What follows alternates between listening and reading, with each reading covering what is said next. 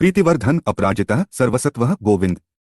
सत्ववाहन अधृतः स्वधृतः सिद्धः पूतमूर्ति यशोधन वाराहश्रींध्रिक्षुंगी बलवान एकनायक श्रुतिप्रकाशः श्रुतिमान एक बंधु अनेककृत श्रीवत्सल शिवारंभ शांतभद्रः समः यशः भ्रूषय भूषण भूतियः भृतकृत भूतभावन अकंपः भक्तिकाय काल्हा नीलोहितः सत्यव्रतः महात्यागी नित्यशांतिप्रायण परार्थवृत्तिर्वरद विरक्तः विशारद शुभद शुभकर्ता शुभनामः शुभ स्वयं अनर्थित अगुण साक्षी अकर्ता कनकप्रभा स्वभावभद्र मध्यस्थ शत्रुघ्न विघ्ननाशन शिखंडी कवची शूली जटी मुंडी चकुंडली अमृत्यु सर्वद्रिकुसिंह तेजोराशिर महामणि असंख्ययो प्रमेयात्मा वीर्यवान वीर्यकोविद वेद्य वियोगात्मा परावर मुनीश्वर अनुत्तमो दुराधर्ष मधुर प्रिदर्शन सुरेश शरणम सर्व शब्दब्रह्म सतांगतिः कालपक्ष कालकाल कंकणीकृत वासुकी महेशवास महीभर्ता निष्कलंक विशुंखल द्युम्निस्तरणी धन्य सिद्धिदः सिद्धिसाधनः विश्वतः संवृतः स्तुत्यः व्यूओरस्कः महाभुजः सर्वयोनि निरातंकः नरनारायण प्रिय निर्लेपो निष्प्रपंचात्मा निर्व्यंग व्यंगनाशन स्तव्यः स्तवप्रिय स्तोता व्यासमूर्ति निरंकुश निर्वद्यम्योपायः विद्याराशि रसप्रिय प्रशांत बुद्धि अक्षुण्ण संग्रही नित्यसुंदर वैयाघ्रधुर्य धात्रीश शाकल्य शर्वरीप्ति परमार्थ गुरुर्दत्तः सूरि आश्रितवत्सलः सोमः रसज्ञ रसदः सर्वसत्वावलंबनः। सूत जी बोले हैं मुनियो, इस प्रकार श्रीहरि विष्णु ने प्रतिदिन सहस्रनामों का पाठ करके भगवान शिव की स्तुति एवं पूजन कर उनके लिंग पर प्रत्येक नाम पर कमल का पुष्प चढ़ाया। 36वां अध्याय शिव सहस्रनाम का फल। सूत जी बोले हैं मुनिगणों, श्रीहरि विष्णु ने भगवान शिव को प्रसन्न करने हेतु उनके सहस्रनामों का पाठ आरंभ किया। वे एक नाम का जाप करते और एक कमल पुष्प शिवजी को अर्पित करते। इस प्रकार वे प्रतिदिन सहस्त्र कमल पुष्प अपने आराध्य शिव को अर्पित करते थे। एक दिन शिवजी की लीलावश एक कमल का पुष्प कम पड़ गया। तब अपने व्रत को पूरा करने हेतु श्रीहरि ने अपना एक नेत्र कमल के स्थान पर शिवजी को अर्पित किया, जिससे प्रसन्न होकर कल्याणकारी शिव ने उन्हें सुदर्शन चक्र प्रदान किया। भगवान शिव बोले, हे श्रीहरे, आपने मेरे स्वरूप का स्मरण करते हुए शिव सहस्रनाम का पाठ किया है, इसलिए आपके सभी मनोरथों की सिद्धि होगी। मेरे द्वारा दिया गया यह सुदर्शन चक्र तुम्हें सदैव भयमुक्त करता रहेगा।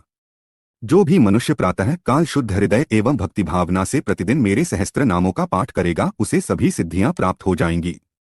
उसे किसी प्रकार का दुख या भय नहीं होगा। इस महास्तोत्र का 100 बार पाठ करने से अवश्य कल्याण होता है। सभी प्रकार के रोग नष्ट हो जाते हैं तथा अभीष्ट फल की प्राप्ति होती है। इस प्रकार इस सहस्रनाम स्तोत्र का पाठ करने से मनुष्यों को सभी प्रकार के सुखों की प्राप्ति होती है तथा उसकी सभी मनोकामनाएं अवश्य पूर्ण होती हैं। साथ ही वह जीवन मरण के झंझटों से छूटकर मोक्ष को प्राप्त करता है। भगवान शिव के इन उत्तम वचनों को सुनकर श्रीहरि बहुत प्रसन्न हुए और बोले, हे देवाधिदेव महादेव जी, मैं आपका दास हूं और आपकी शरण में हूं। मैं सदा आपकी भक्ति में लगा रहूंगा। आप मुझ पर सदैव इसी प्रकार अपनी कृपा दृष्टि बनाए रखें। तब शिवजी बोले, हे विष्णु, मैं तुम्हारी अनन्य भक्ति से संतुष्ट हूं। तुम सभी देवताओं में श्रेष्ठ एवं स्तुति के योग्य होगे। तुम इस जगत में विश्वंभर नाम से विख्यात होगे। यह कहकर शिवजी वहां से अंतर्धान हो गए। भगवान श्री विष्णु भी वरदान से प्रसन्न होकर अपने आराध्य शिवजी का धन्यवाद करते हुए बैकुंठ लोक को चले गए। फिर वे प्रतिदिन शिवजी के सहस्रनाम स्तोत्र का पाठ करने लगे और अपने भक्तों को भी इसका उपदेश दिया। हे मुनिगणों, इस प्रकार मैंने आपको शिव सहस्रनाम स्तोत्र का फल बताया। इसे पढ़ने अथवा सुनने से सभी पापों का नाश हो जाता है। भगवान शिव के प्रत्येक नाम से पहले लगाकर नाम को चतुर्थी विभक्ति में करके यदि अंत में नम लगाकर संपूर्ण वाक्य का सस्वर उच्चारण करते हुए पूजन अभिषेक आदि किया जाए तो वह परम कल्याणकारी होता है। 37वां अध्याय शिव भक्तों की कथा। सूत जी बोले, हैं मुनियों, अब मैं आपको भगवान शिव की उपासना की एक कथा बताता हूँ। यह कथा एक बार ब्रह्मा जी ने देवर्षि नारद को सुनाई थी। ब्रह्मा जी ने कहा, शे देवर्षि नारद, एक बार मैंने विष्णु जी एवं देवी लक्ष्मी ने मिलकर भगवान शिव का पूजन किया, जिसके फलस्वरूप हमारी सभी कामनाएं पूरी हुईं।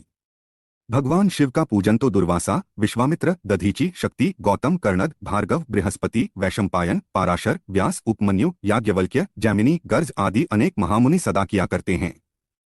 यही नहीं, शौनक, अतिथि एवं देवराज इंद्र, बसु, साध्य, गंधर्व, किन्नर आदि देवता ही नहीं, हिरण्यकशिपु, हिरप्याक्ष, बाणासुर, वृषपर्वाग्नु आदि महादानव भी त्रिलोकीनाथ भगवान शिव की भक्ति में मग्न रहते हैं। वासुकी, शेष, तक्षक, गरुड़ आदि पक्षीगण भी शिवजी के परम भक्त हैं और उनका पूजन करते हैं। सूर्य, चंद्र, स्वयंभुव राजा मनु, उत्तानपाद, ध्रुव, वृषभ, भरत आदि अनेक गणमान्य कीर्तिप्राप्त महाराज और सम्राट भी शिवजी के परम भक्त हुए हैं। राजा दिलीप रघु नीतिज्ञ गुरु वशिष्ठ की आज्ञा से अयोध्या के सूर्यवंशी राजा दशरथ ने अपनी रानियों के साथ भगवान शिवजी का पूजन किया था। तब सर्वेश्वर शिव ने अपनी कृपादृष्टि उन पर कर अपना आशीर्वाद प्रदान किया था। शिवजी के पूजन के फलस्वरूप ही राजा दशरथ की बड़ी रानी कौशल्या के गर्भ से श्री विष्णु के अवतार श्री राम, सुमित्रा से शेषावतार लक्ष्मण और शत्रुघ्न एवं कैकेयी के गर्भ से भरत ने जन्म लिया। श्री राम भगवान शिव के परम भक्त थे और गले में रुद्राक्ष की माला धारण करते थे। महर्षि वशिष्ठ ने अपनी तपस्या के बल से सुद्युम्न को पुत्र प्राप्त होने का वरदान प्रदान किया था। एक दिन सुद्युम्न घूमते घूमते उस वन में पहुंच गए जहां पहुंचकर प्रत्येक पुरुष स्त्री हो जाता था। ऐसा भगवान शिव के पार्वती जी को दिए गए वरदान के कारण होता था। उस वन में पहुंचकर सुद्युम्न भी स्त्री बन गए। स्त्री भाव को प्राप्त हो जाने के कारण वे बहुत दुखी थे। तब उन्होंने भक्तिभाव से भगवान शिव की आराधना की। उन्होंने शिवजी का पार्थिव लिंग स्थापित किया और उसका पूजन करके आराधना आरंभ कर दी। शिवजी ने प्रसन्न होकर उनके दुख को दूर किया। शिवजी की कृपा से सुद्युम्न एक माह पुरुष और एक माह स्त्री बन जाते थे। कुछ समय पश्चात उन्होंने वन में जाकर शिवजी की घोर तपस्या की। तब भगवान शिव की कृपा से उन्हें शिवभक्ति द्वारा मोक्ष की प्राप्ति हुई। इसी प्रकार श्री विष्णु जी के अवतार श्री कृष्ण ने त्रिलोकीनाथ भगवान शिव की बद्रीगिरी नामक पर्वत पर 7 महीने तक अखंड तपस्या कर उन्हें प्रसन्न किया था। देवाधिदेव महादेव जी ने उन पर अपनी कृपा की, जिसके फलस्वरूप श्री कृष्ण ने पूरे ब्रह्मांड को अपने वश में कर लिया था। यही नहीं, उन्होंने अनेक राक्षसों एवं दैत्यों का संहार भी किया था। इस संसार में वे गुरु के रूप में पूजित हुए।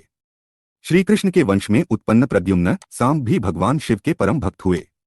मुनियों, भक्तवत्सल कल्याणकारी भगवान शिव की आराधना में देवता, ऋषि, मुनि, मनुष्य और राक्षस भी सदा तत्पर रहते हैं।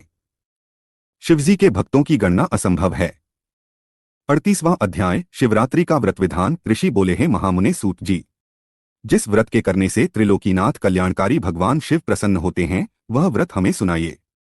तब ऋषियों के प्रश्न को सुनकर सूत जी बोले हैं ऋषिगणों, पूर्वकाल में एक बार माता पार्वती ने भगवान शिव से यह प्रश्न पूछा कि स्वामी, किस विधि एवं व्रत से संतुष्ट होकर आप अपने भक्तों को भोग और मोक्ष प्रदान करते हैं?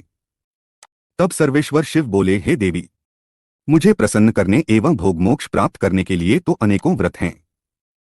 वेदों को जानने वाले उत्तम महर्षि 10 उपवासों को अधिक महत्वपूर्ण मानते हैं।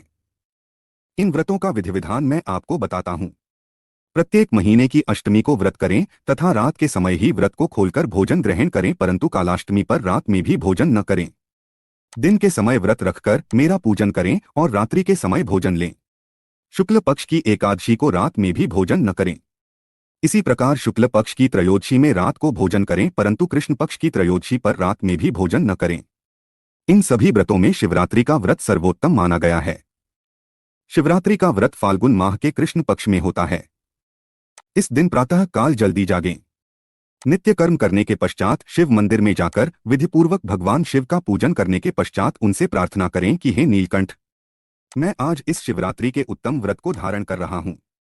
आपसे मेरी कामना है कि आप मेरे व्रत को निर्विघ्न पूर्ण करें। काम, क्रोध, शत्रु आदि मेरा कुछ न बिगाड़ सकें। भगवान, आप सदा मेरी रक्षा करें। इस प्रकार संकल्प लें।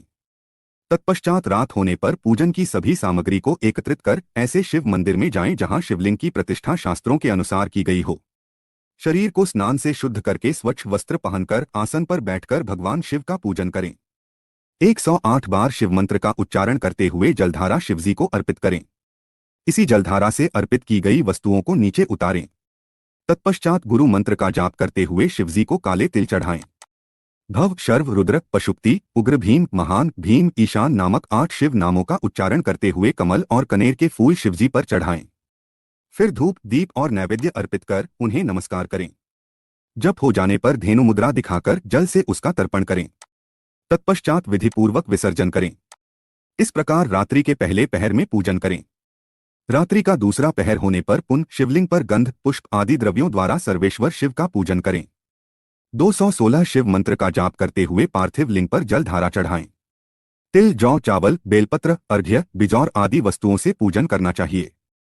तत्पश्चात खीर का नैवेद्य अर्पित करें तथा पुनः शिव मंत्र का जाप करें। ब्राह्मणों को भोजन कराएं और संकल्प करें। फल और फूल अर्पित कर उसका विसर्जन करें। तीसरे पहर में ही विधि विधान से पूजन करें, परंतु इस पहर में जौ की जगह गेहूं और आग के फूलों से पूजन करें। पूजन के पश्चात कपूर से आरती करें। अर्घ्य के रूप में अनार अर्पित करें। फिर ब्राह्मण को भोजन कराएं और संकल्प लें। चौथा प्रहर आरंभ होने पर शिवजी का आवाहन करके उड़द, कंगनी, मूंग व 7 धातुओं, शंख, फूल एवं बिल्व आदि को मंत्र जाप करते हुए अर्पित करें। तत्पश्चात केले एवं अन्य फल मिष्ठान अर्पित करें और जप करें। फिर सामर्थ्य के अनुसार ब्राह्मणों को भोजन कराने का संकल्प करें। सूर्योदय तक उत्सव करें। फिर स्नान करके भगवान शिव का पूजन करें। तत्पश्चात संकल्प किए हुए ब्राह्मणों को बुलाकर भोजन कराएं। फिर शिवजी से प्रार्थना करें, हे दयानिधान, कृपानिधान, देवाधिदेव भगवान शिव, मैंने जाने अनजाने आपकी भक्ति में तत्पर हो आपका व्रत और पूजन किया है।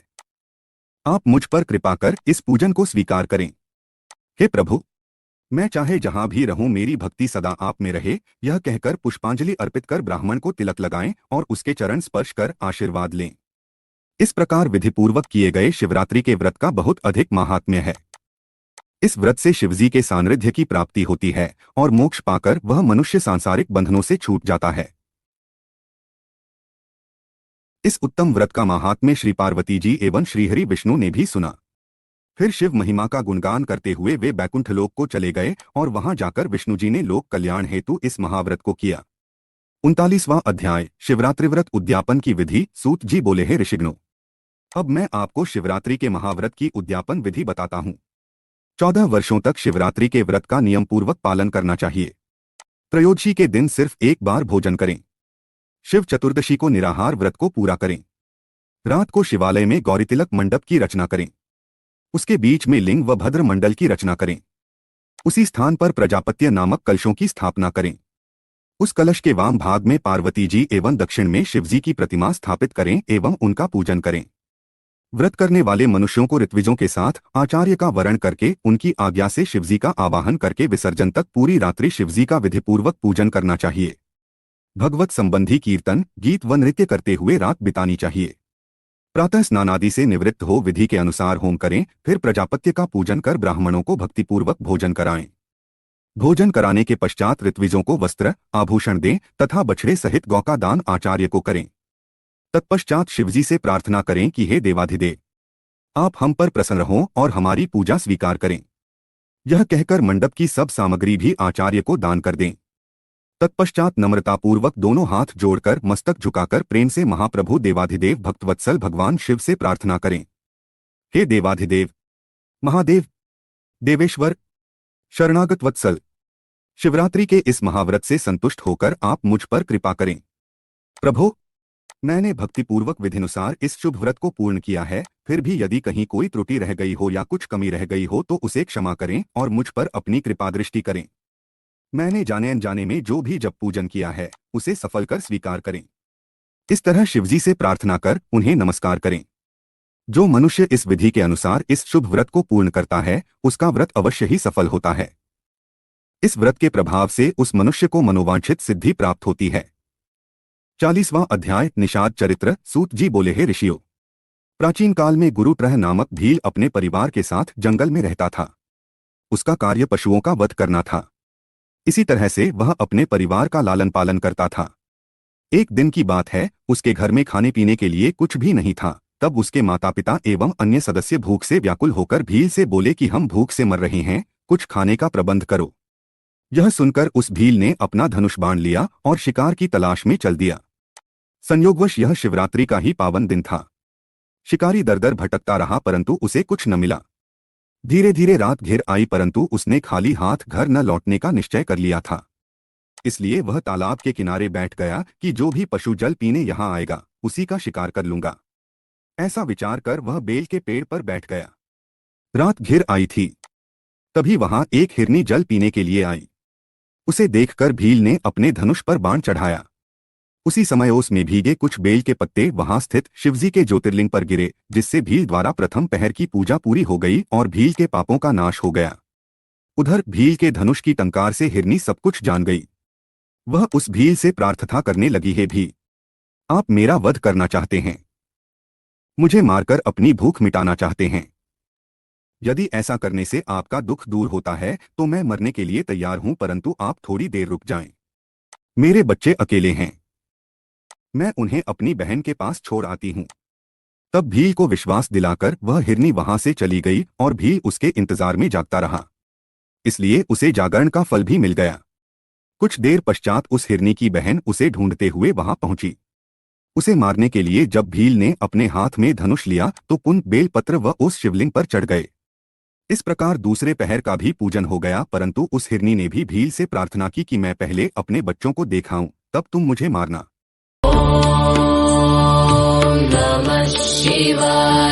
भील के आज्ञा दे देने पर वह हिरनी भी पानी पीकर वहां से चली गई और भील हिरनी का इंतजार करने लगा। इस प्रकार जागरण करते हुए रात का दूसरा पहर भी बीत गया। जैसे ही रात्रि का तीसरा पहर आरंभ हुआ, एक मोटा हिरन पानी पीने हेतु उस तालाब पर आया। उसे देखकर भील ने जैसे ही अपने धनुष पर बाण चढ़ाया, वह हिरन डर गया। उसी समय ओस रूपी जल एवं बेलपत्र पुनः शिवलिंग पर गिरे, जिससे तीसरे पहर का पूजन संपन्न हुआ। वह हिरन भी शीघ्र लौटने का वादा करके अपने बच्चों को समझाने के लिए चला गया और भी उसके इंतजार में जागता रहा। उधर दूसरी ओर वे तीनों, दो हिरनी व हिरन, घर पर एकत्रित हुए और उन्होंने सारी बातें एक दूसरे को बताईं। जब तीनों को यह ज्ञात हुआ कि तीनों ने ही भीलराज से वादा कर लिया है, तब वे अपने बच्चों को ठीक से रहने की आज्ञा देकर वहां से तालाब की ओर चल दिए। बच्चों ने भी सोचा कि हम अपने माता पिता के बिना कैसे रहेंगे, इसलिए वे भी उनके पीछे पीछे चल पड़े। इस प्रकार हिरन, दो हिरनियां एवं उनके बच्चे एक साथ भीलराज के पास पहुंचे। इतने सारे शिकारों को एक साथ देखकर भीलराज बहुत प्रसन्न हुआ। जैसे ही उसने उन्हें मारने के लिए धनुष निकाला, एक बार फिर ओस रूपी जल एवं बेलपत्र वहां स्थित शिव ज्योतिर्लिंग पर चढ़ गए। इस प्रकार अनजाने में ही उसके चौथे पहर की पूजा भी पूरी हुई, जिसके फलस्वरूप उसके सभी पाप कर्म नष्ट हो गए और उसे ज्ञान की प्राप्ति हुई। उसने अपने मन में विचार किया कि मुझसे श्रेष्ठ तो ये पशु हैं जो परोपकार के लिए अपने प्राण न्योछावर करना चाहते हैं, और मैं मनुष्य होकर भी हत्या आदि बुरे कार्यों में संलग्न हूं। ऐसा विचार कर भील बोला, हे मृगियो, तुम धन्य हो, तुम्हारा जीवन सफल है। तुम जाओ और प्रसन्नतापूर्वक निवास करो, मैं तुम्हें नहीं मारूंगा। भील के इतना कहते ही भगवान शिव ज्योतिर्लिंग से प्रकट हो गए। एकाएक इस प्रकार अपने सामने साक्षात देवाधिदेव महादेव को पाकर उस भील की आंखों से अश्रुधारा बहने लगी और उसने प्रभु के चरण पकड़ लिए। तब शिवजी ने प्रसन्न होकर कहा, हे व्याधर्षे, तुम्हारे पूजन से मैं बहुत प्रसन्न हूं। तुम श्रृंगवेरपुर जाकर आनंदपूर्वक निवास करो। प्रभु रामचंद्र तुम्हारे घर पधारेंगे और उनसे तुम्हारी मित्रता हो जाएगी। अंत में सुखों को भोग कर तुम्हें मोक्ष की प्राप्ति होगी। यह कहकर शिवजी वहां से अंतर्धान हो गए। हे ऋषियों, इस प्रकार एक पापी व्याध से अनजाने में हुए शिव चतुर्दशी व्रत से उसे भोग और मोक्ष की प्राप्ति हुई। 41वां अध्याय, मुक्ति वर्णन। ऋषि बोले, हे सूत जी, आपके मुख से हमने कई बार मुक्ति शब्द को सुना है। मुक्ति मिलने से क्या होता है? कृपा कर मुक्ति के स्वरूप का वर्णन करें। तब ऋषियों के प्रश्न को सुनकर सूत जी बोले, हे ऋषिगणों, भगवान शिव की भक्तिपूर्वक आराधना करने अथवा उनका उपवास व्रत करने से मनुष्य के सभी पाप नष्ट हो जाते हैं और उसे मोक्ष अर्थात मुक्ति मिल जाती है। सारूमी, सालोक्य, सानृध्या तथा सायुज्य नामक 4 प्रकार की मुक्ति बताई गई हैं। इस संसार से मुक्ति शिवजी की कृपा से ही प्राप्त होती है। धर्म, अर्थ और काम ये सब तो ब्रह्मा, विष्णु एवं अन्य देवता भी प्रदान करते हैं, परंतु मुक्ति तो त्रिलोकीनाथ शिव ही प्रदान करते हैं। ब्रह्मा, विष्णु, रुद्र नामक त्रिदेव क्रमश सत्व, रज और तम गुणों के स्वामी माने जाते हैं। भगवान शिव तो परब्रह्म परमात्मा हैं। वे सर्वेश्वर हैं और प्रकृति से परे हैं। कल्याणकारी सर्वेश्वर भगवान शिव ही विज्ञानमय, अव्यय, सर्वद्रष्टा, ज्ञानलभ्य, धर्म, अर्थ, काम और मोक्ष के फल को देने वाले हैं। कैवल्य नामक 5वीं मुक्ति है, जिससे सारी सृष्टि उत्पन्न हुई है और वही उसका पालन भी करती है। भगवान शिव का स्वरूप निष्कल और सकल 2 प्रकार का है। भगवान शिव का स्वरूप तो स्वयं ब्रह्मा, विष्णु, कुमार कार्तिकेय, नारद, व्यास, शुकदेव आदि महामुनि एवं देवता भी सही से नहीं जान पाए हैं। त्रिलोकीनाथ भगवान शिव सच्चिदानंद, सत्य, ज्ञान, अंतरहित, अव्यय, अविनाशी हैं। वे सगुण भी हैं और निर्गुण भी हैं। वे शुद्ध, निर्मल एवं उपाधिरहित हैं। वे परमब्रह्म परमात्मा भगवान शिव ही सर्वत्र व्याप्त हैं। सूक्ष्म बुद्धि द्वारा भगवान शिव का भजन करने से ही अज्ञानता दूर होती है और सत्पुरुषों को शिवपद की प्राप्ति होती है। यद्यपि ज्ञान प्राप्ति अत्यंत कठिन है, परंतु भगवान शिव का शुद्ध मन से भजन करने से मुक्ति का मार्ग सरल हो जाता है। सदाशिव भजन के अधीन हो ज्ञान एवं मुक्ति से अपने भक्तों को अपनी शरण में ले लेते हैं। जिसकी परम कृपा से मुक्ति का मार्ग आसान हो जाता है, वह प्रेम का अंकुर रूप प्रेम लक्षण भक्ति ही है, जिसका वर्णन करना असंभव है। भक्ति गुण युक्त एवं गुणरहित अनेकों प्रकार की है, जिसका वर्णन अत्यंत कठिन है। वैद्य एवं स्वाभाविकी नामक भक्ति में स्वाभाविकी भक्ति श्रेष्ठ मानी जाती है। नैष्ठिकी भक्ति 6 और अनैष्ठिकी भक्ति 1 प्रकार की है। उसके बाद फिर वह विहित एवं अविहित भेदों से कई प्रकार की है। इन दोनों के 9 अंग हैं। इनके द्वारा कठिन मुक्ति भी सुलभ हो जाती है। इस प्रकार भक्ति और ज्ञान दोनों एक दूसरे के पूरक हैं। उनमें भेद नहीं किया जा सकता। इनके साधक को सदा सुख की प्राप्ति होती है। अत भगवान शिव की सदा भक्ति करनी चाहिए। मुनियों, मैंने मुक्ति का वर्णन आपसे किया, जिसे सुनकर सभी पापों से मुक्ति मिल जाती है। 42वां अध्याय ब्रह्मा, विष्णु, रुद्र एवं शिव के स्वरूपों का वर्णन ऋषियों ने पूछा है। सूत जी, ब्रह्मा, विष्णु, रुद्र एवं शिव कौन हैं? इनमें से कौन सगुण है और कौन निर्गुण? कृपा कर हमारी इस शंका को दूर करें और हमें उनके स्वरूप के बारे में बताएं। सूत जी ने ऋषियों के प्रश्न को सुनकर कहा, हे ऋषिगणों, वेदों का श्रेष्ठ ज्ञान रखने वाले यह मानते हैं कि निर्गुण परमात्मा ने सर्वप्रथम जिस सगुण रूप को उत्पन्न किया, वह रूप ही शिव है। उन्हीं से प्रकृति उत्पन्न हुई। उन दोनों प्रकृति पुरुष ने जल के नीचे जिस स्थान पर कठिन तपस्या की थी, उसे पंचकोसी कहा जाता है, जो कि काशी में स्थित है। यह पूरा विश्व जल में व्याप्त है। यह सोचकर श्रीहरि विष्णु जल में ही सो गए थे और इसी कारण वे नारायण नाम से प्रसिद्ध हुए एवं प्रकृति रूपी माया नारायणी कहलाई। नारायण के नाभि कमल से ही पितामह ब्रह्मा की उत्पत्ति हुई थी। ब्रह्मा के उत्पन्न होने पर उन्होंने अपने को पैदा करने वाले के विषय में जानने के लिए घोर तप किया। तत्पश्चात उन्हें विष्णु जी के दर्शन हुए। तब ब्रह्मा और विष्णु दोनों में किसी बात को लेकर विवाद हो गया। इस विवाद को शांत करने के लिए महादेव प्रकट हुए। तब लोकहित के लिए भगवान शिव पुनः ब्रह्मा जी के ललाट से प्रकट हुए और रुद्र के नाम से विख्यात हुए। इसलिए सगुण और निर्गुण शिव में कोई अंतर नहीं है। भगवान शिव अनेक प्रकार की लीलाएं करने वाले हैं और अपने भक्तों को श्रेष्ठ गति प्रदान करने वाले हैं। ये ही ब्रह्मा जी और श्रीहरि विष्णु की सहायता के लिए यहाँ प्रकट हुए। सभी देवता भगवान शिव की भक्ति और पूजा करते हैं। जो मनुष्य अन्य देवताओं की भक्ति करते हैं, वे अन्य देवताओं में विलीन होते हैं और जब उन देवताओं का रुद्र में विलय होता है, तब उन्हें शिव भक्ति प्राप्त होती है, जबकि भगवान शिव में आस्था रखने वाले सभी भक्त शीघ्र ही रुद्र स्वरूप हो जाते हैं। अज्ञान के कई प्रकार हैं, जबकि ज्ञान का कोई अन्य प्रकार नहीं है। ब्रह्मा जी से लेकर त्रिन तक सभी शिवजी के रूप हैं। इस सृष्टि का आदि, मध्य एवं अंत सब शिव हैं। इस सृष्टि का अंत हो जाने पर भी शिव स्थित रहेंगे। त्रिलोकीनाथ भगवान शिव ही वेदों के रचिता हैं। वे सब विद्याओं के स्वामी हैं। वही सृष्टि की रचना करते हैं। संसार में निवास करने वाले प्राणियों का पालन एवं संहार करने वाले सर्वेश्वर शिव ही हैं। देवाधिदेव महादेव ही कालों के महाकाल हैं। वे सब कुछ अपनी इच्छा के अनुसार करते हैं। कल्याणकारी भगवान शिव अनेक रूप होते हुए भी एक रूप ही हैं। यह उत्तम शिवज्ञान तत्वत बताया गया है और इसे ज्ञानी मनुष्य ही जान सकते हैं। हे मुनियों, इस प्रकार मैंने आपको देवाधिदेव त्रिलोकीनाथ भगवान शिव का तत्वज्ञान सुना दिया है। इस तत्वज्ञान को सुनने अथवा पढ़ने से सभी पापों से छूटकर मोक्ष की प्राप्ति। 43वां अध्याय ज्ञान निरूपण। ऋषि बोले हैं, महामुनि सूत जी, जिस ज्ञान के द्वारा शिव स्वरूप की प्राप्ति होती है, उस शिव ज्ञान के बारे में हमें बताकर कृतार्थ कीजिए। ऋषियों द्वारा पूछे गए प्रश्न का उत्तर देते हुए सूत जी बोले हैं, ऋषिगणों, एक बार की बात है कि नारद, शौनक, कुमार, व्यास, कपिल आदि मुनियों ने एक सभा का आयोजन किया, जिसमें उन्होंने निश्चय किया कि सारा ब्रह्मांड शिवरूप है। उनकी इच्छा से ही इस जगत की रचना हुई है। वे ही हैं जिनके कारण यह संसार चलायमान है। वे चित्स्वरूप हैं और शुभ लक्षणों से युक्त वेदों को जानने वालों में श्रेष्ठ परम ब्रह्मा परमात्मा हैं। शिवजी अज्ञान से परे ज्ञान के विशाल भंडार हैं।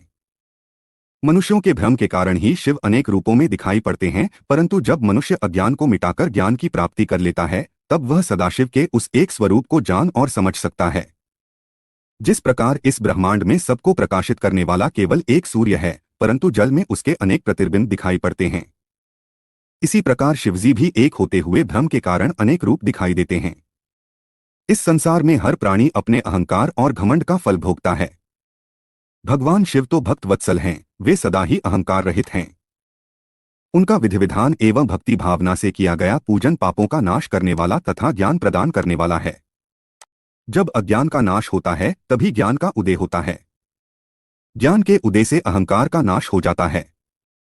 अहंकार के नष्ट होने से बुद्धि निर्मल होती है और मनुष्य भगवान शिव के स्वरूप को प्राप्त कर लेता है। वह जीवन मरण के बंधनों से मुक्त हो जाता है। वह मनुष्य अपने शरीर को त्याग कर शिव में विलीन हो जाता है। इसी को मुक्ति कहा जाता है। संसार में ज्ञानी मनुष्य वही है जिसे न कोई खुशी होती है और न ही कोई गम सताता है, जिसे अच्छे बुरे का कोई अंतर नहीं पड़ता। सुख और दुख दोनों ही समान रूप हैं। जब मनुष्य मन में मुक्ति की कामना लेकर आत्मयोग के द्वारा शरीर को शिव साधना में समर्पित कर देता है, तब वह सांसारिक व्याधियों से छूट जाता है। अतः मोक्ष की प्राप्ति के लिए भगवान सदाशिव से बढ़कर कोई देवता नहीं है। उनकी शरण में जाकर ही जीव संसार के बंधनों से मुक्त हो जाता है। ब्राह्मणों, इस प्रकार वहां पधारे हुए ऋषियों ने आपस में यह निश्चय किया कि ज्ञान की बातों को अवश्य ही मन मस्तिष्क में मनुष्य को धारण करना चाहिए। इस प्रकार मैंने आपको आपके द्वारा पूछी गई सब बातें बता दी हैं। अब आप और क्या जानना चाहते हैं? ऋषि बोले, हे व्यास शिष्य सूत जी, हम आपको नमस्कार करते हैं। आप धन्य हैं और त्रिलोकीनाथ शिव के भक्तों में श्रेष्ठ हैं। आपकी अनुकंपा से हमारे मन की सभी शंकाएं मिट गई हैं और पापों का नाश करने वाले और मोक्ष देने वाले शिव तत्व के ज्ञान की प्राप्ति हुई, जिससे आज हमारा जीवन सफल हो गया है। सूत जी बोले, हे द्विजो, जो मनुष्य श्रद्धाहीन, नास्तिक और भक्ति में रुचि नहीं रखता, उसे शिवतत्व ज्ञान का उपदेश नहीं देना चाहिए। इस शिवतत्व ज्ञान का उत्तम उपदेश मुझे व्यास जी ने दिया है। यह ज्ञान उन्हें वेदों, पुराणों, शास्त्रों और इतिहास के अध्ययन से प्राप्त हुआ है। इसे एक बार सुनने से पापों का नाश हो जाता है, दोबारा सुनने से उत्तम भक्ति प्राप्त होती है और तीसरी बार सुनने से मनुष्य को मोक्ष की प्राप्ति होती है। इसलिए भोग और मोक्ष की कामना करने वालों को शिवतत्व ज्ञान को बार बार सुनना चाहिए। यह शिव विज्ञान शिवजी को अत्यंत प्रिय है। यह ज्ञान भोग और मोक्ष प्रदान करने वाला है। इससे शिवजी में भक्ति बढ़ती है। शिव पुराण की इस आनंददायिनी पुण्यमयी चौथी संहिता का नाम कोटिरुद्र संहिता है।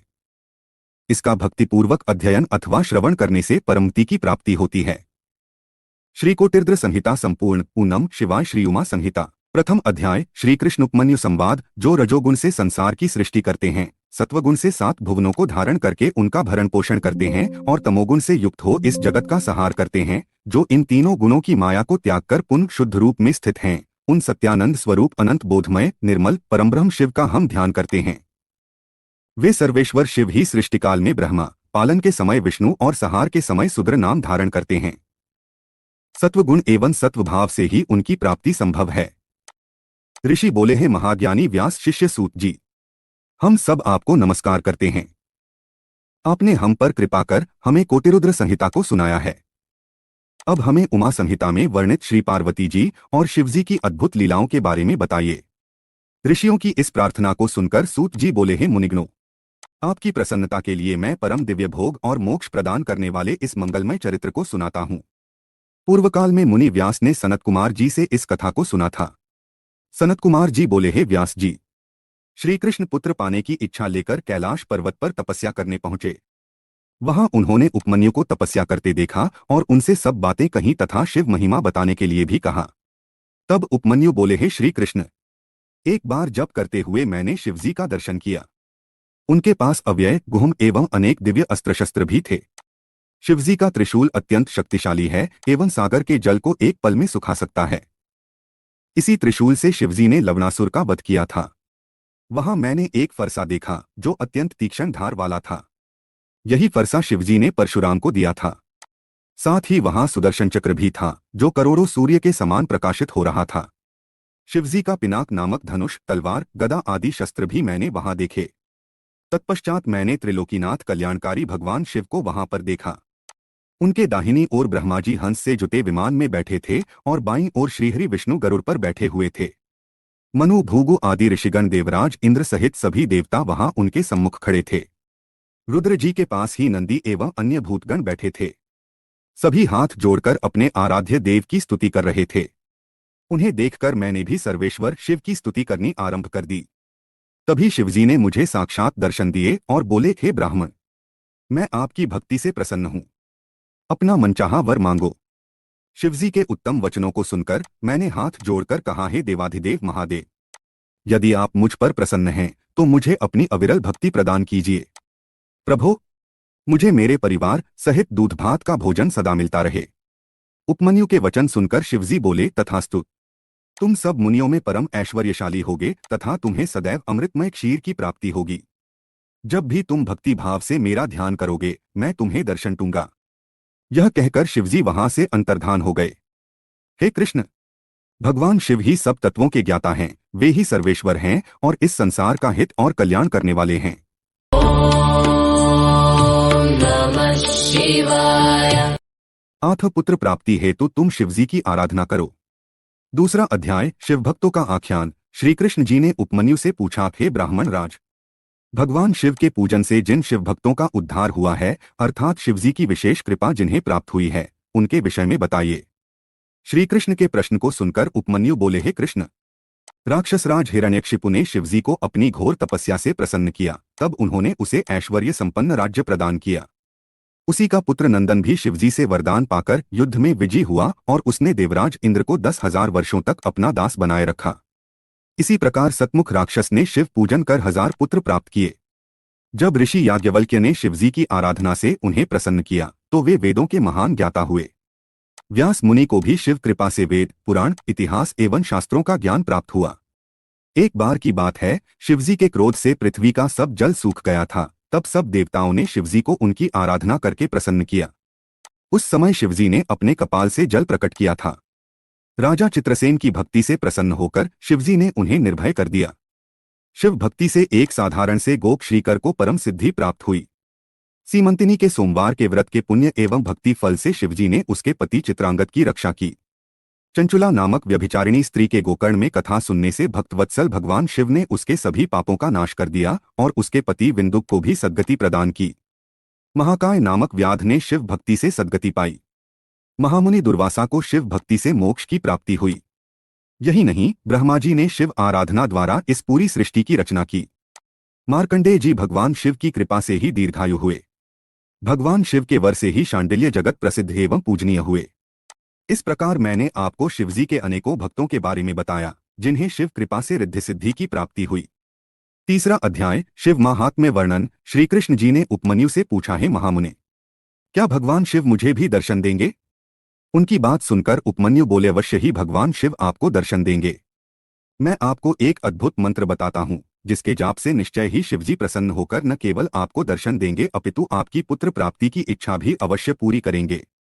तब उन्होंने श्री कृष्ण को शिव महिमा का वर्णन करते हुए पंचाक्षरी मंत्र नमः शिवाय की दीक्षा दी। उपमन्यु से सारी विधि विधान जानकर श्री कृष्ण ने शिवजी को प्रसन्न करने हेतु जटाजूट धारण किया और फिर अपने पैर के अंगूठे पर खड़े रहकर कठिन तपस्या आरंभ कर दी। श्री कृष्ण को भक्तिपूर्वक शिव उपासना करते करते 15 माह बीत गए। 16वां महीना लगते ही सर्वेश्वर शिव ने प्रसन्न होकर श्री कृष्ण को श्री पार्वती जी सहित दर्शन दिए और बोले, हे कृष्ण, आप मेरे परम भक्त हैं। आपकी इस भक्तिपूर्ण आराधना से मैं बहुत प्रसन्न हूँ। मांगो, क्या मांगना चाहते हो? शिवजी के ऐसे वचन सुनकर श्री कृष्ण बोले, हे देवाधिदेव महादेव जी, आपने मुझे दर्शन देकर आज मेरा जीवन सफल कर दिया। भगवान, मैं आपसे चाहता हूँ कि मैं सदा धर्म के मार्ग पर चलूं और संसार में यश प्राप्त करूं। मेरा निवास आपके पास हो और आप में मेरी सदा दृढ़ भक्ति बनी रहे। मैं सदा युद्ध में विजयी रहूं। मैं शत्रुओं का नाश कर योगीजनों का प्यारा बनूं और मुझे 10 पराक्रमी पुत्रों की प्राप्ति हो।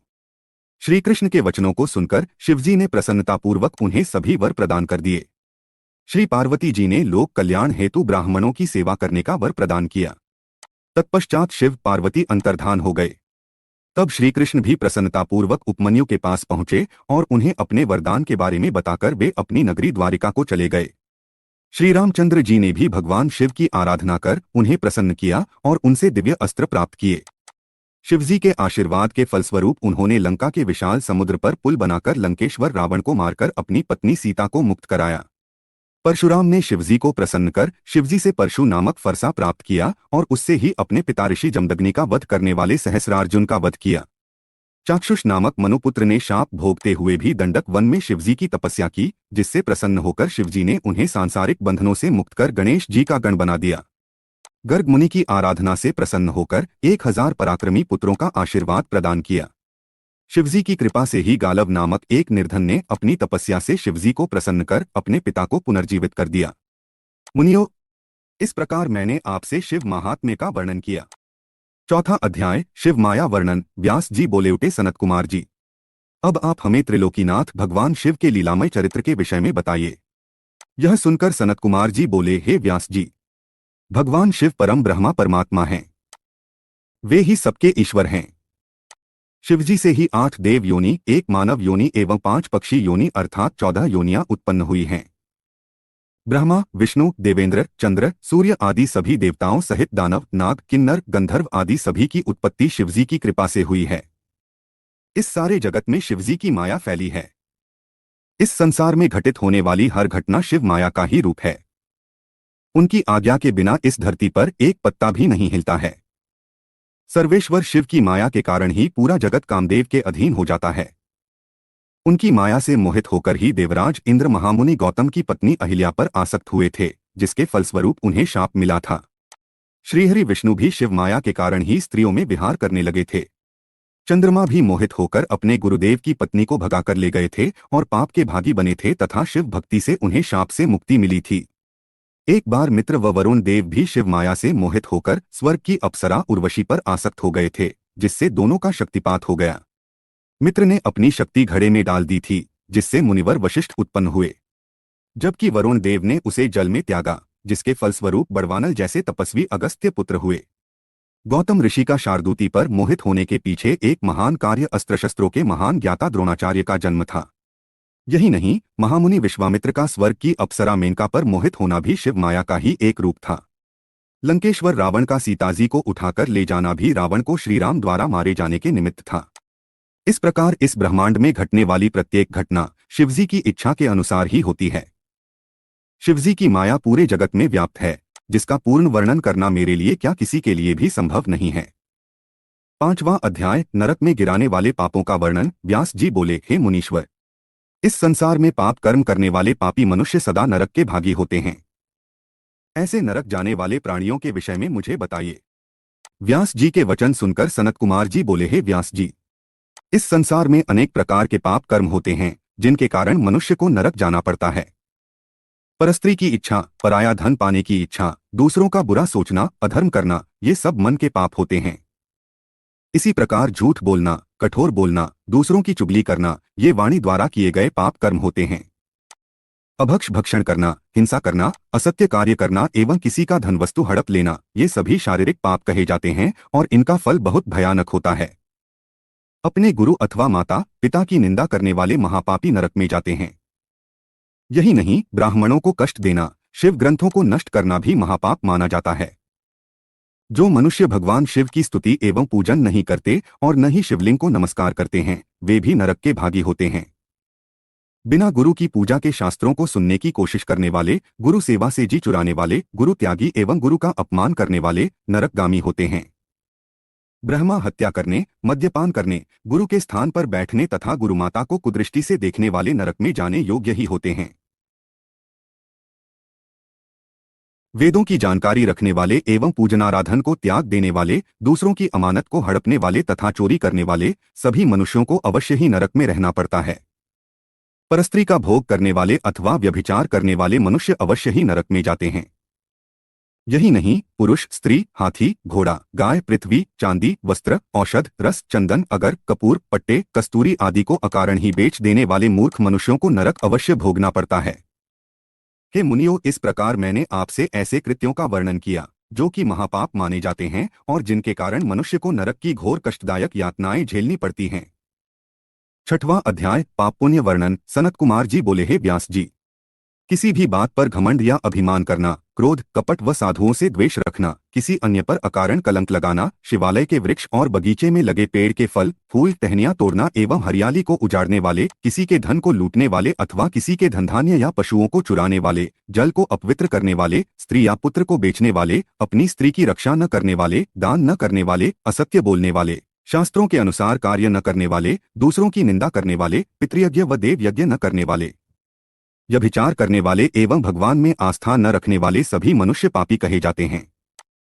परस्त्री पर आसक्त होना, हिंसा करना, बांस, ईंट, लकड़ी, पटिया, सींग काल आदि से मार्ग रोककर दूसरों की सीमा हथिया लेना, पशुओं एवं नौकरों से बुरा व्यवहार करने वाले एवं उन्हें दंड देने वाले, भिखारियों को भिक्षा न देने वाले, भूखे को भोजन न देने वाले, शिव मूर्ति को खंडित करने वाले, गाय को मारने वाले, बूढ़े बैल कसाईयों को देने वाले, दीन, वृद्ध, दुर्बल, रोगी को सताने वाले, शरणागतों पर दया न करने वाले मूर्ख मनुष्य पाप के भागी होते हैं। अन्याय करने वाले राजा, ब्राह्मणों से कर वसूलने वाले, गरीबों से छीनकर धन एकत्रित करने वाले मनुष्य नरकगामी होते हैं। ब्राह्मण कुल में जन्म लेने के पश्चात भी बढ़ी, वैद्य, सुनार, शिल्प करने वाले, ध्वजा बनाने का कार्य करने वाले मनुष्य भी पापी होते हैं। जो किसी अन्य स्त्री को चुराकर अपने घर में रखते हैं, महापापी होते हैं। नीति के विपरीत व्यवहार करने वाले, घृत, तेल, अन्न, पेय, शहद, मांस, मद्य, कमंडल, तांबा, सीसा, रांगा, हथियार, शंख आदि की चोरी करने वाले वैद्य वैष्णव नरकगामी होते हैं। पशु, पक्षी, मनुष्य, दानव आदि सभी पापियों को निश्चय ही यमराज के अधीन जाना पड़ता है। एक दूसरे से असमानता का व्यवहार करने वाले दुष्ट, पापियों को दंड देने वाले सभी के शासक यमराज हैं और मरने के पश्चात मनुष्य को यातनाएं भोगनी ही पड़ती हैं। इसलिए मनुष्य को अपने जीवन काल में ही अपने पापों का प्रायश्चित अवश्य कर लेना चाहिए। बिना प्रायश्चित किए पापों का नाश असंभव होता है। जो भी मनुष्य मन, वाणी और शरीर द्वारा जाने अनजाने में पाप करता है, वह अपने दुष्कर्मों का फल अवश्य ही भोगता है। 7वां अध्याय नरक वर्णन। सनत कुमार जी ने महामुनि वेद व्यास से कहा है, महामुने, इस संसार में पाप करने वाले सभी मनुष्यों को यमलोक जाकर अपने पापों का फल अवश्य भोगना पड़ता है। पुण्यात्मा जीव उत्तर दिशा के मार्ग से यमलोक जाते हैं, जबकि पापी मनुष्यों को दक्षिण दिशा की ओर से यमपुरी जाना पड़ता है। वैवस्वत नगर और यमपुरी के बीच की दूरी 86,000 योजन की है। धर्मात्मा मनुष्य जो दयालु प्रवृत्ति के हैं, सुगम मार्ग से पहुंच जाते हैं, जबकि पापियों को बड़े कठिन मार्ग से जाना पड़ता है। उनके रास्ते में नुकीले कांटे, गरम बालू व छुरियों जैसे नुकीले कंकड़, कीचड़, सुइयां, अंगारे, लंबे अंधकारयुक्त वन, बर्फीले मार्ग, गंदा पानी, सिंह, भेड़िए, बाघ, मच्छर एवं अनेक तरह के जहरीले और भयंकर कीड़े, सांप, सुअर, भैंसे एवं अनेक भयानक जीव, भूत प्रेत एवं डाकिनी शाकिनी उस पापी मनुष्य को रास्ते में कष्ट देने के लिए खड़े रहते हैं। वे पापी मनुष्य इतने भयानक रास्ते पर यमदूतों की मार सहते हुए आगे बढ़ते हैं। भूख प्यास से व्याकुल नंगे शरीर वे यातनाएं सहते हुए रास्ते को तय करते हैं और पीड़ा की अधिकता के कारण रोते और चीखते चिल्लाते हैं। उनके शरीर से खून बहता है और कीड़े उन्हें नोचते हैं, परंतु यमदूत फिर भी उन्हें पाशों से बांधकर घसीटते रहते हैं। इस प्रकार अत्यंत कठिन मार्ग पर चलते हुए वे अपनी यमलोक तक की यात्रा को पूरा करते हैं। वहां पहुंचकर यमदूत उन पापी मनुष्यों को यमराज के सामने ले जाते हैं। यमलोक में यमराज उन मनुष्यों के पाप और पुण्यों का लेखा जोखा देखते हैं।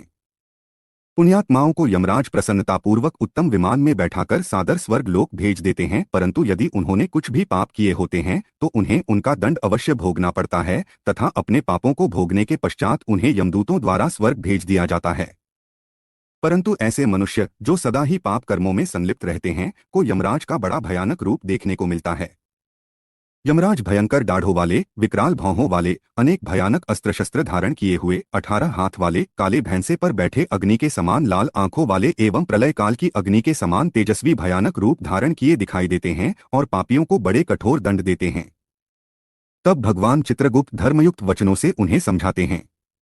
8वां अध्याय नरक की 28 कोटियां। सनत कुमार जी बोले, हे महामुनि व्यास, जब यमदूत पापी मनुष्यों को लेकर यमलोक पहुंच जाते हैं तो वहां चित्रगुप्त पापियों को फटकारते हुए कहते हैं, पापियों, तुम अपने जीवन काल में सदा पाप कर्म करते रहे हो, अब उन पापों के फल भोगने का समय आ गया है।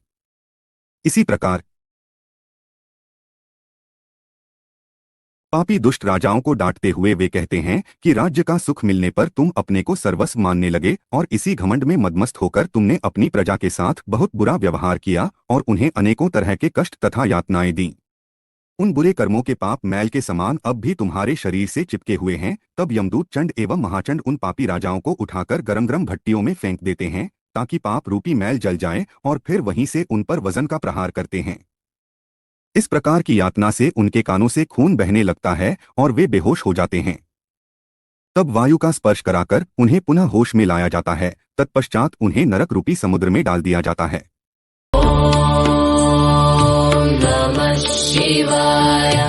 पृथ्वी के नीचे नरक की 7 कोटियां हैं जो कि घोर अंधकार में स्थित हैं। इन सब की 28 कोटियां हैं।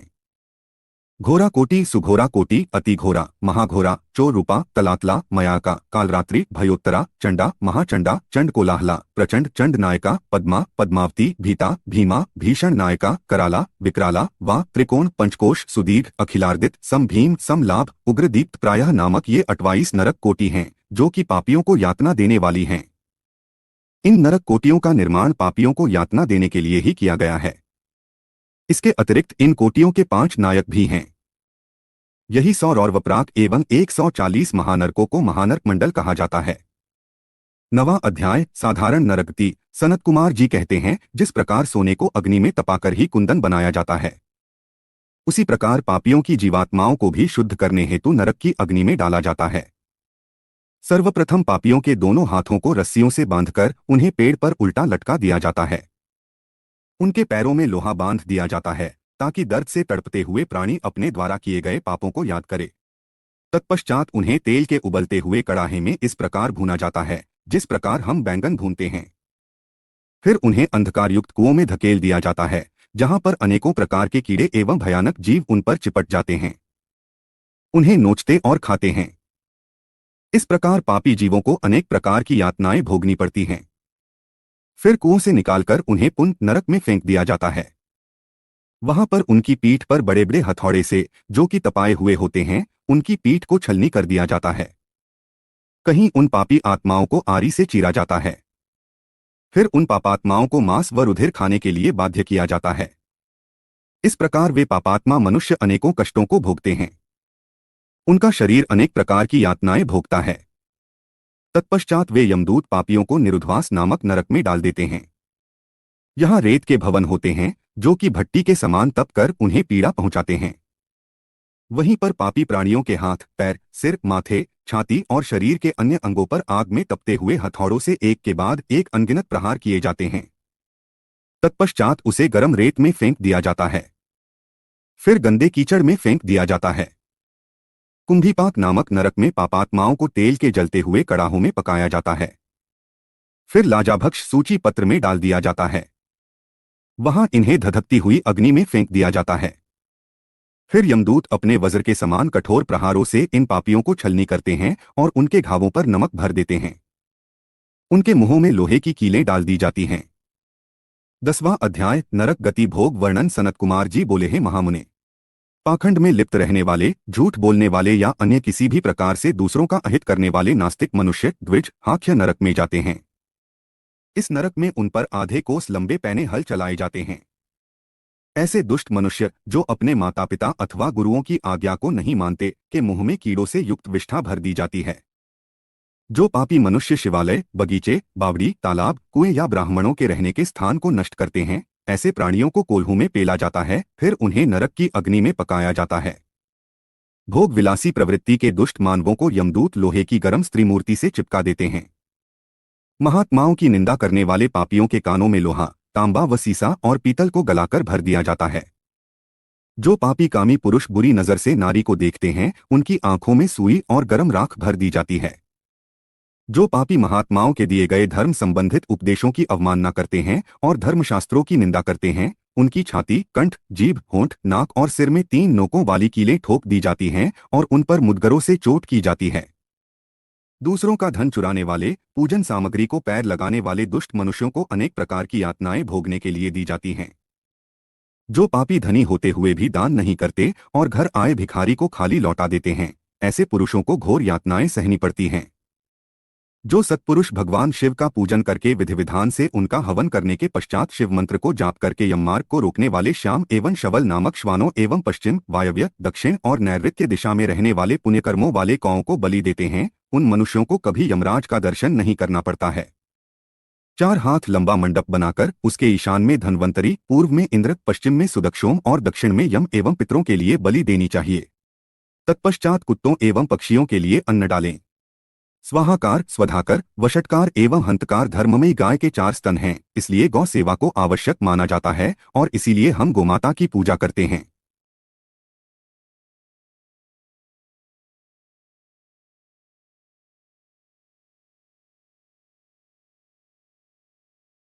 ऐसा न करने वाले पापी मनुष्यों की अवश्य ही दुर्गति होती है और वे नरक को भोगते हैं तथा अनेक दुखों का सामना करते हैं। 11वां अध्याय अन्नदान महिमा। व्यास जी बोले, प्रभु, पापी मनुष्यों को अनेक दुख भोगते हुए यमलोक का रास्ता तय करना पड़ता है। क्या ऐसा कोई उपाय है जिससे यममार्ग की यात्रा सुखपूर्वक पूरी की जा सके? व्यास जी के प्रश्न को सुनकर सनत कुमार जी बोले, हैं महामुने, ऐसे जीव बिना कष्टों के सीधे यमलोक पहुंच जाते हैं जो दयालु होते हैं और सदा धर्म के मार्ग पर चलते हुए सदैव दूसरों की सहायता हेतु कार्य करते हैं। जो सत्पुरुष ब्राह्मणों को खड़ाऊ या जूते पहनाते हैं वे घोड़े पर यमपुरी पहुंचते हैं। इसी प्रकार छाता और बिस्तर दान करने वाले आराम से आसन पर बैठकर पेड़ पौधे लगाने वाले वृक्षों की छाया में यमपुर पहुंचते हैं। जो मनुष्य फूलों की वाटिका लगाते हैं उन्हें ले जाने हेतु पुष्प विमान आता है। साधु संतों के लिए मकान बनवाने वाले मनुष्यों को सुंदर भवन विश्राम करने के लिए मिलते हैं। इसी प्रकार माता पिता, ब्राह्मण और गुरुओं की सेवा करने वाले पुरुषों का आदर होता है। अन्न और जल का दान करने वाले मनुष्यों को यमपुरी के रास्ते में अन्न जल की कोई कमी नहीं होती। ब्राह्मणों के चरण दबाने वाले मनुष्य आरामपूर्वक घोड़े पर सवार होकर यमलोक जाते हैं। संसार में अन्न का दान सबसे अच्छा माना जाता है क्योंकि अन्न खाकर ही जीव का शरीर पुष्ट होता है। उस शरीर से धर्म पुष्ट होता है और शरीर ही धर्म, अर्थ, काम तथा मोक्ष देने वाला उत्तम साधन है। इसलिए मनुष्य को अन्न का दान अवश्य ही करना चाहिए। अपने घर पर पधारे अतिथियों का उचित आदर सत्कार अवश्य करना चाहिए और द्वार पर आए गरीब भूखों एवं भिखारियों को खाली हाथ नहीं लौटाना चाहिए। अन्नदान करने वाले सज्जन पुरुष स्वर्ग में निवास करते हुए अनेकों सुखों को भोगते हैं व आनंद का अनुभव करते हैं। 12वां अध्याय जलदान एवं तप की महिमा। सनत कुमार जी कहते हैं, हे मुनि व्यास, इस संसार में सभी प्राणियों को जीवन देने वाला जल है। जो मनुष्य पीने के जल के लिए कुआं खोदते हैं उनका आधा पाप नष्ट हो जाता है। तालाब बनवाने वाले पुरुष को कभी भी दुखों का सामना नहीं करना पड़ता। देव, दानव, गंधर्व, नाग और चराचर सभी जीव जल पर ही आश्रित होते हैं। जिस तालाब में बरसात का जल भर जाता है उसे बनाने वाले को अग्निहोत्र का फल मिलता है।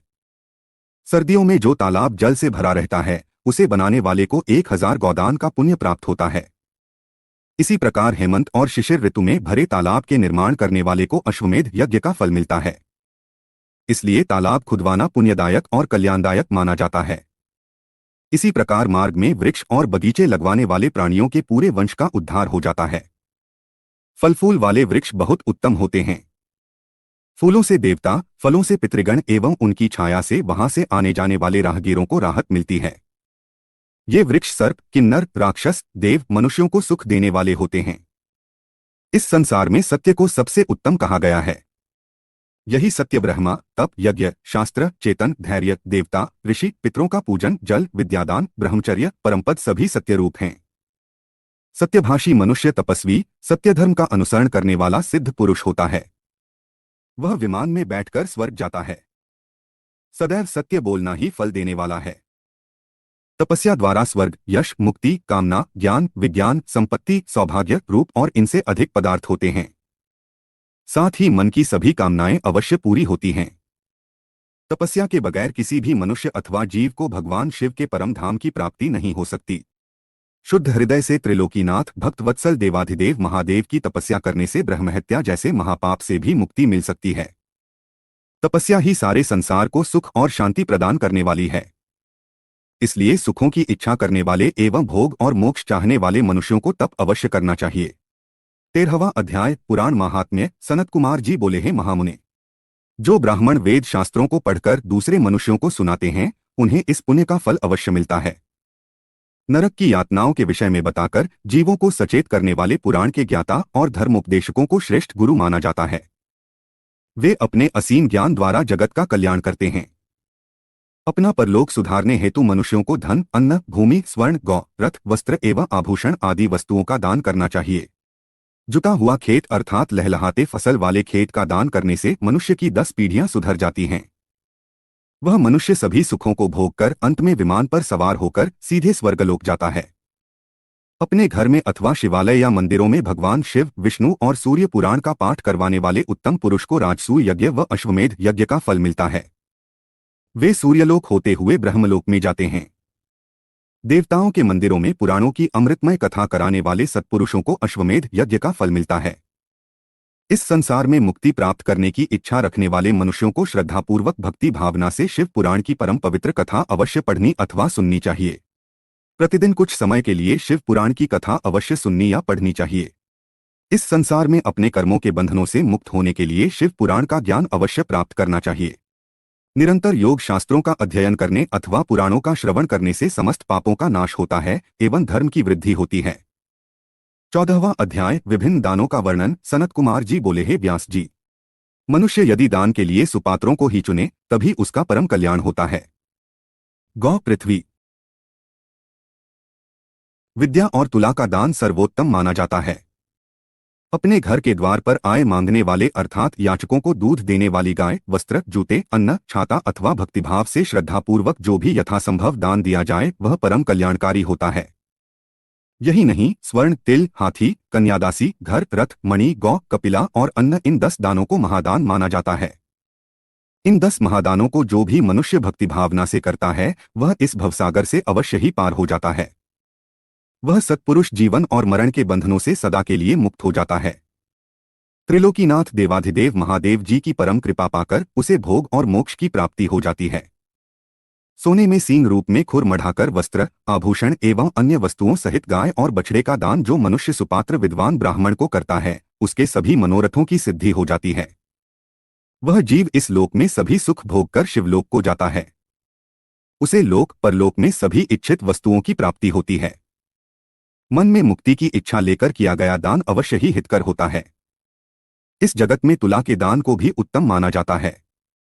तुला दान करने वाले मनुष्य को चाहिए कि वह मन ही मन शिवजी का स्मरण करके उनसे प्रार्थना करे कि वे उसका कल्याण करें। तराजू के एक पलड़े में बैठकर दूसरे पलड़े में अपनी शक्ति के अनुसार द्रव्य भरें और जब दोनों तरफ वजन बराबर हो जाए तो उस द्रव्य को किसी सुपात्र ब्राह्मण को दान करें। ऐसा दान करते समय शुद्ध हृदय से कल्याणकारी भगवान शिव से प्रार्थना करें कि हे प्रभु, मैंने बचपन से लेकर अब तक अपने जीवन में जाने अनजाने जो भी पाप किए हों उन्हें आप अपनी कृपा दृष्टि से भस्म कर दें। हे ऋषिगणों, इस प्रकार तुला दान से जीव सभी पापों से मुक्त हो जाता है तथा सीधे स्वर्गलोक को जाता है और वहीं निवास करता हुआ सभी उत्तम भोगों को भोगता है। 15वां अध्याय पाताल लोक का वर्णन। सनत कुमार जी बोले, हे व्यास जी, अब मैं आपको ब्रह्मांड के विषय में बताता हूँ। यह ब्रह्मांड जल के बीच में स्थित है और त्रिलोकीनाथ भगवान शिव के अंश शेषनाग ने इसे अपने फन पर धारण कर रखा है एवं श्रीहरि विष्णु इसका पालन करते हैं। सभी देवता और ऋषिमुनि साधु संत सृष्टि के कल्याण हेतु शेषनाग का प्रतिदिन पूजन करते हैं। इन्हीं शेषनाग को अनंत नाम से भी जाना जाता है। आप अनेकों गुणों से संपन्न हैं और आपकी कीर्ति का गुणगान सभी देवताओं सहित सारे ग्रह और नक्षत्र भी निरंतर करते हैं। नाग कन्याएं सदैव आपकी पूजा और आराधना करती रहती हैं। इन्हीं के संकर्षण रूप रुद्रदेव हैं। शेषनाग के बल और स्वरूप को स्वयं देवता भी भली भांति नहीं जानते तो फिर साधारण पुरुष भला कैसे जान सकते हैं। पृथ्वी के निचले भाग में अतल, वितल, सुतल, रसातल, तलातल, पाताल आदि कुल 7 लोक हैं जो कि 10-10 हजार योजन लंबे और चौड़े तथा 20-20 हजार योजन ऊंचे हैं। इन सबकी रत्न स्वर्ण की पृथ्वी एवं आंगन है। इसी स्थान पर दैत्य महानाग रहते हैं। सूर्य द्वारा उपलब्ध कराई जाने वाली धूप तथा प्रकाश, चंद्रमा की शीतलता एवं चांदनी सिर्फ पृथ्वी लोक को आलोकित करती है। यहीं पर सर्दी, गर्मी और वर्षा नामक अनेक ऋतुएं होती हैं। इस प्रकार पाताल लोक में सभी प्रकार के सुख विद्यमान हैं जो कि जीवों की सभी आवश्यकताओं को पूरा करने में पूर्णतः सक्षम हैं। धरा में जल के अनगिनत स्रोत हैं जो कि अपने स्वच्छ और निर्मल जल से जीवों की प्यास बुझाते हैं। भैरे यहाँ पर सदा गुंजार करते हैं। यहाँ पर अनेक सुंदर अप्सराएं नृत्य करती हैं और गाना गाती हैं। पाताल लोक में अनेक प्रकार के वैभव और विलास उपलब्ध हैं और यहाँ पर अनेक सिद्ध मनुष्य, दानव और नाग अपने द्वारा की गई तपस्या के उत्तम फल को भोगते हैं। 16वां अध्याय शिव स्मरण द्वारा नरकों से मुक्ति। सनत कुमार जी बोले, हैं महामुने, इन्हीं लोकों में सबसे ऊंचे हिस्से में रौरव, शंकर, शुकर, महाज्वाला, तप्त कुंड, लवण, वैतरणी नदी, कृमिकृमि, भोजन, कठिन, असिपत्र वन, बालाभक्ष्य, दारुण, संदेश, कालसूत्र, महारौरव, शालमली आदि नाम के बड़े ही दुखदायी और कष्टकारक नरक हैं। इन नरकों में आकर पापी मनुष्य की आत्मा अनेक यातनाएं भोगती है। जो ब्राह्मण असत्य के मार्ग पर चलता है उसे रौरव नामक नरक को भोगना पड़ता है। चोरी करने वाला, दूसरे को धोखा देने वाला, शराब पीने वाला, गुरु की हत्या करने वाले पापी कुंभी नरक में जाते हैं। ओम नमः शिवाय। बहन, कन्या, माता, गाय व स्त्री को बेचने वाला और ब्याज खाने वाले पापी तप्ते लोग नरक के वासी होते हैं। गाय की हत्या करने वाले देवता और पितरों से बैर रखने वाले मनुष्य कृमिभक्ष नरक को भोगते हैं। इस नरक में उन्हें कीड़े खाते हैं। पितरों और ब्राह्मणों को भोजन न देने वालों को लाल भक्ष नरक को भोगना पड़ता है। नीच व पापियों का साथ करने वाले, अभक्ष्य वस्तु खाने वाले एवं बिना घी के हवन करने वाले रुधिरोध नरक में जाते हैं। युवा अवस्था में मर्यादाओं को तोड़ने वाले, शराब व अन्य नशा करने वाले, स्त्रियों की कमाई खाने वाले कृत्य नरक में जाते हैं।